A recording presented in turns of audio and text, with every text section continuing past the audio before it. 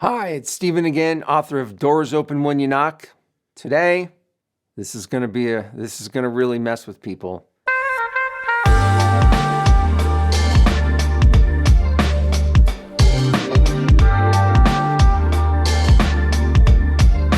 Top producers are bad role models most of the time. Now, if you are a top producer, I'm not picking on you. It may feel like I am, but I am not. I am not picking on you personally. What I'm calling out is the tendency of our current society and real estate community to focus on what grabs our attention, not what is best for our long-term fulfillment and growth. Let's start with, what do I mean by top producer? I mean the people you think of when I say top producer. And typically, it is someone who sells a lot of homes and is ranked as number one, whatever that means, either in your office or your area. You might even look up to them. Certainly, you would be open to hearing a few ideas on what they have done, so it might help you. Nothing wrong with that. Except most top producers are good at one thing: selling homes. Of course, that makes perfect sense. But how? How really did they get there? And how are they serving their clients? In other words, is their goal to serve their clients, putting their clients' interests first at all times?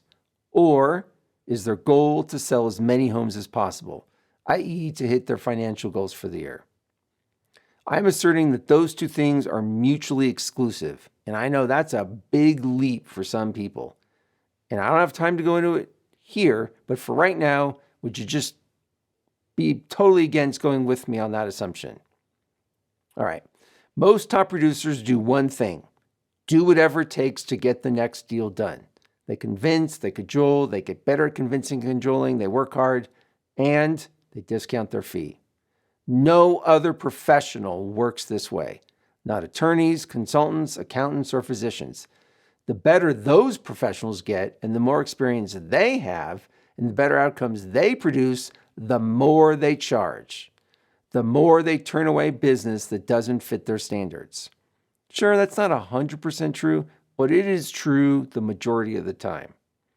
So in every other profession, the best of the best work on their craft, get better at solving big problems for their clients, and then charge even more for their services.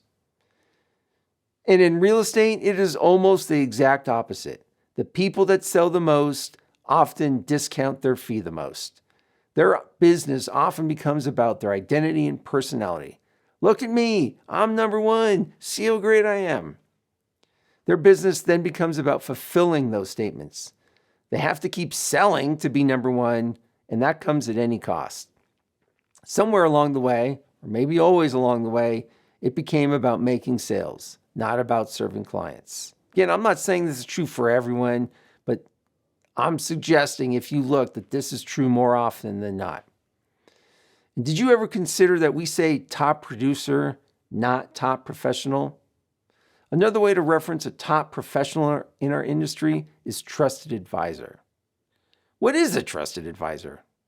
When a client has a moment of crisis or strong need and they pick up the phone and call you. They are not interviewing agents. They are not shopping rate or listing price. They are calling you to solve their problems.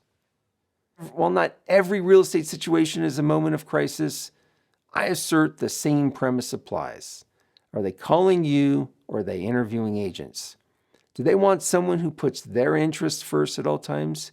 And can you demonstrate that you are an expert in your field? And do they feel confident that you have the expertise and finesse to guide them through a transaction?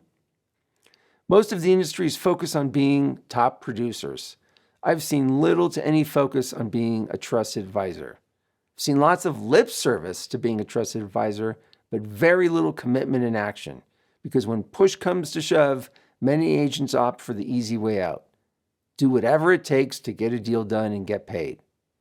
That's probably unfair. Mostly we all have been trained as salespeople. Heck, in California, most licensees are designated as salesperson. Most of the industry is geared around sales. Making sales, getting better at making sales, making more sales. Almost no one talks about how to serve. No one talks about how to listen. No one talks about setting standards for who you work with and how. If you've read the first chapter of my book, or you've read The Full Fee Agent by Chris Voss and Steve Schull, you might have an idea of what I'm talking about. If you have read Ninja Selling or participated in the Ninja installation, you might have some insight into what I'm talking about. Even in the latter case, it is still really about sales. There's not deep work into how to prepare yourself to be a trusted advisor. Being a trusted advisor starts with you. You have to be someone who can be rooted in who you are and what you do. You aren't worried about the external world. You are totally at peace with who you are in your own skin. Your job in every conversation, in every interaction, is to find out what is going on with the other person and serve them. Authentically serving them makes them feel understood, heard, and taken care of. They trust you to take great care of them. I can think about my journey, by the way, still going, haven't arrived anywhere. Teaching others how to be a trusted advisor is hard. It's simply not how most people have been trained to operate and be in life. Bob Berg and David Mann's book, The Go-Giver, lays out 5 laws that help guide in this area. It still doesn't really tell you how to be that way, but it is another place to look. Here are their 5 laws of stratospheric success. The law of value. Your true worth is determined by how much you give in value than you take in payment. The law of compensation. Your income is determined by how many people you serve and how well you serve them. The law of influence. Your influence is determined by how abundantly you place other people's interests first.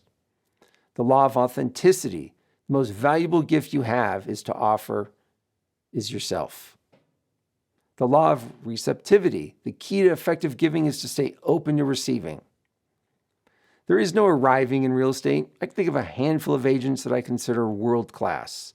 And a few of them have been playing this game of real estate for over 40 years. They are still playing, they're still learning, they're still growing, and they're still humble. I find that incredibly inspiring. Again, if this resonates with you and you would like to inquire more about how you can get on this path, go to my website and schedule time to meet right there.